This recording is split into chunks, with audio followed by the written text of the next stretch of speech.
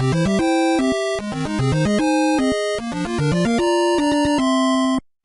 and welcome back to TrifectaGaming. Here we have Ryan and we have Cheek. We're going to be doing a little preview of a couple games coming out in June. actually 3 games coming out in June. Yes. The first one we have on the list is going to be Crash Bandicoot, and we're both going to go ahead and say we're both pretty excited for this, I'd say.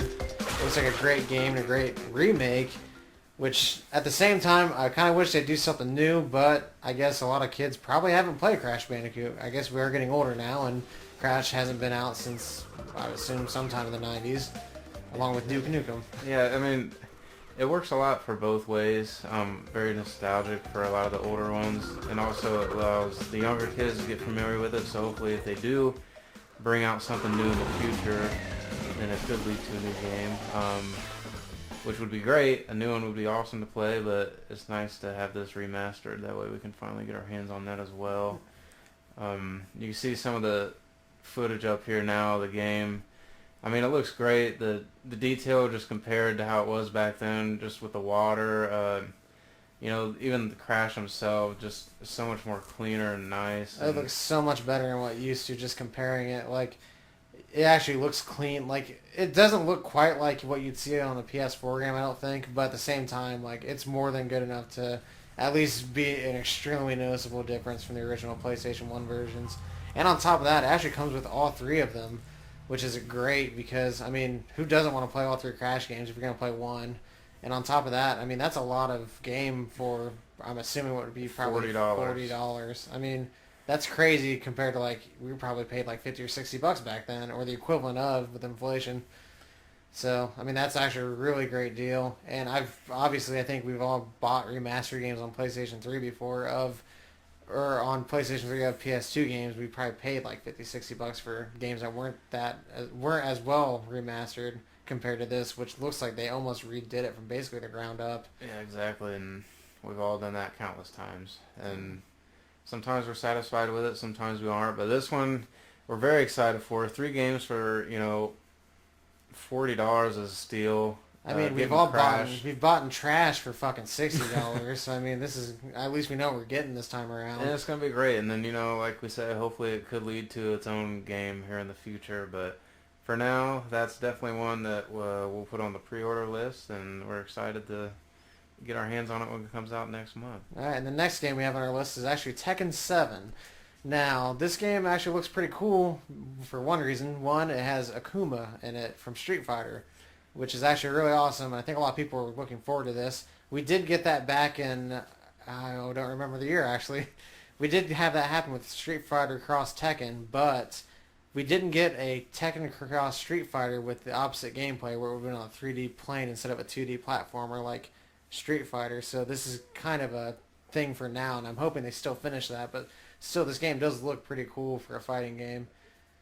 It is really exciting. Just from what I've seen and read about it, the things that they're going to do with, I mean, the storyline is supposed to be out of this world. It's supposed to be a lot darker than they've been the past couple of Tekkens, which I personally like. I'm a fan of the darker type of stuff, so this story is going to be one that I could get sucked into. I feel like a lot of people will be intrigued by it, and, you know, it should be a lot cleaner.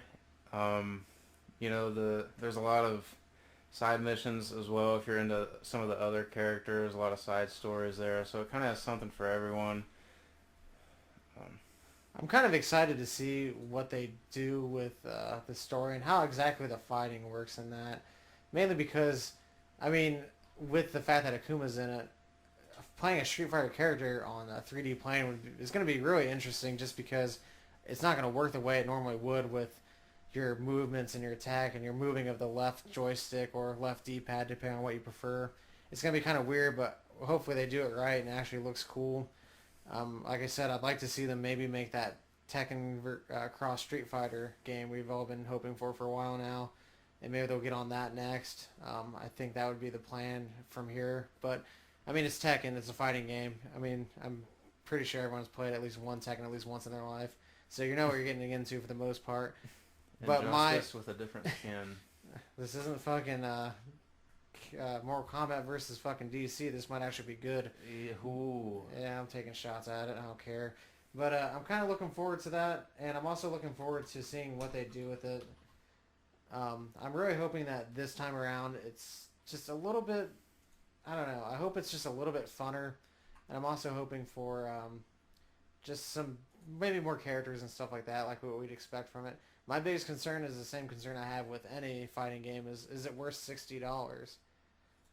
And that's the biggest thing with me in fighting games, at least. And that's understandable. I mean, the replay value, obviously not as high on fighting games, but that's, I mean, if you're a fan of the series and you're a fan of what the story could be, then yeah, go ahead. But, I mean, is it one that you need to pre-order? Not so sure about that. Is that one you're going to buy now, or would you get the same amount of enjoyment out of it a year from now for $20 or $30? I think that's the big thing anymore. I mean, if you're not going to play the online out of the gate, if you're not into the competitive aspect of it, honestly, fighting games are one of those games you could always hold off on and buy later. I mean, I've done that many times and I don't regret it because you still get to play usually a pretty decent or okay story, especially in terms of Mortal Kombat. I mean, that game had an amazing story, and I didn't pick it up till way later because I don't really get into online on that. So, Yeah, I mean, that's we'll just have to see. I mean, yeah, that's.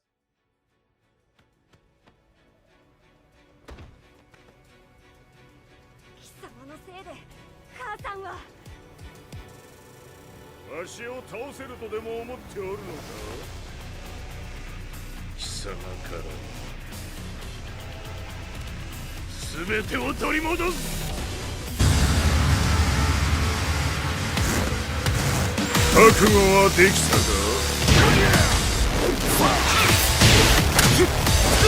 では見せてもらうその力どれほどのものか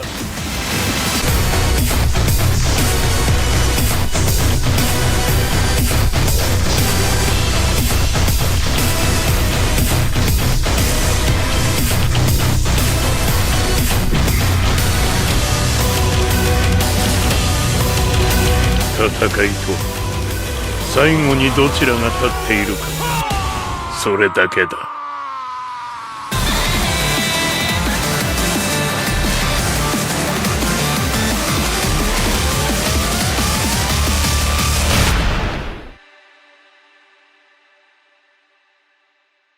to our last game that seems like a decent game to end with would be, well, not just a decent, but a questionable game to end with, I guess, which would be The Elder Scrolls Online Morrowind, which is basically, from what I can take, is basically like an expansion of the online for all intents and purposes. Personally, I'm not as well versed in the Elder Scrolls, but from what I've seen and read about for this game as well, it's going to be very nostalgic for a lot of the older gamers, you know, going back to Morrowind, and it should be a fun game, you know, for someone new to the series like myself. It definitely makes me want to play it. Seen the gameplay, you know, it looks great, the story, you know, it just seems like something I could really get into. But as far as, I guess what I try to say is, as far as, you know, wanting to buy it right away, I'm kind of one of those that wants to sit back, see what the reviews are, see how it's like, and then I'll kind of make my move on it. I think for me personally, it's going to be a game I'll probably skip out on. Not because it's not going to be good, but because it's an MMO, and I think as most people in their later 20s, MMOs are time consuming, and unless I'm just going to be playing that for the next year and a half, I'm not going to have time for that, which is fine, and I think it works out. But I think in terms of Elder Scroll games, I think we all know what we're waiting for, which is the new actual Elder Scrolls main title. But I mean, who doesn't like more lore in their Elder Scrolls? And that's usually the best part about any Elder Scrolls is you always get more lore and more things to read, and you kind of get lost in the world. And you can also play with your friends in this one too, which is usually fun for a lot of people. But some people do prefer the single player, getting lost in the game and getting lost in the game world, as we all did with Fallout 4 and we all did with Skyrim, even the special edition that came out not too long ago. So I'm excited, but at the same time, I'm mostly excited for the lore, not necessarily the playing of the actual game. Yeah, I mean, it looks great. I mean, you know, as you can see on the screen, I mean, the stuff looks great, and it's more, for me, one of those games where I could easily just sit down and watch someone play it, but as far as getting behind the sticks and, you know, picking it up for myself, I'm not too sure on, but definitely for the story and just for how the game looks, it'd be definitely one that I could, ride shotgun with someone on.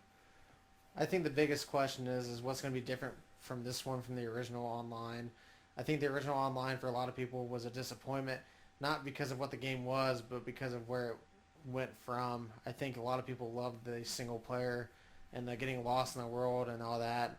But with playing online and having other people rushing you through stuff and everything else, you don't necessarily get that same detail. It's like trying to play a single player game in a party with a bunch of people talking to you. You're losing a lot of the story, losing a lot of the lore and everything else. So I think that's going to be the same thing as with the original online. I mean, I don't know how well they mix, and I guess we'll have to see.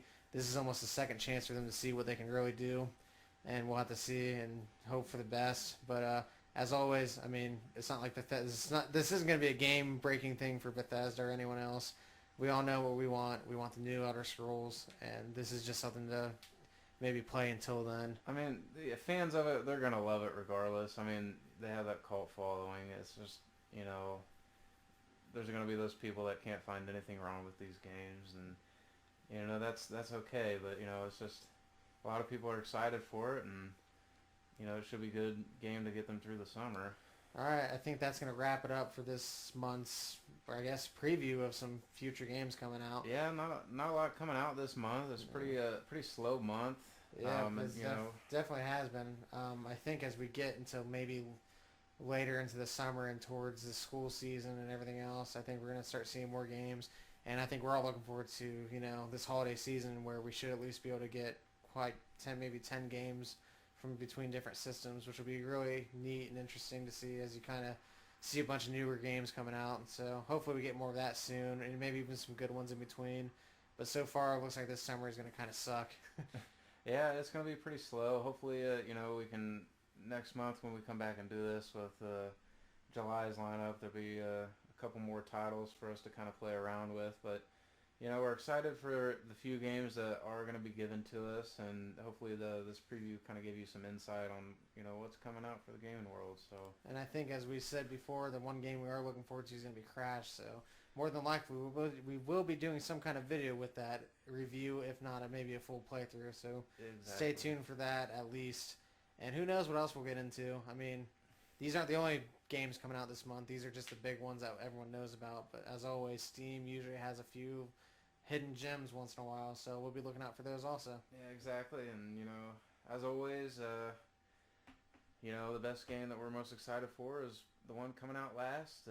Crash doesn't come out till the end of June, so still got a ways to go on that one. But until then, hopefully we can kind of give these other games a little bit of a playthrough and, just something to get us excited for. So. All right, well, that was TrifectaGaming's previews of the month. Thanks for watching, and as always, tune in to our channel to watch some more content. Bye.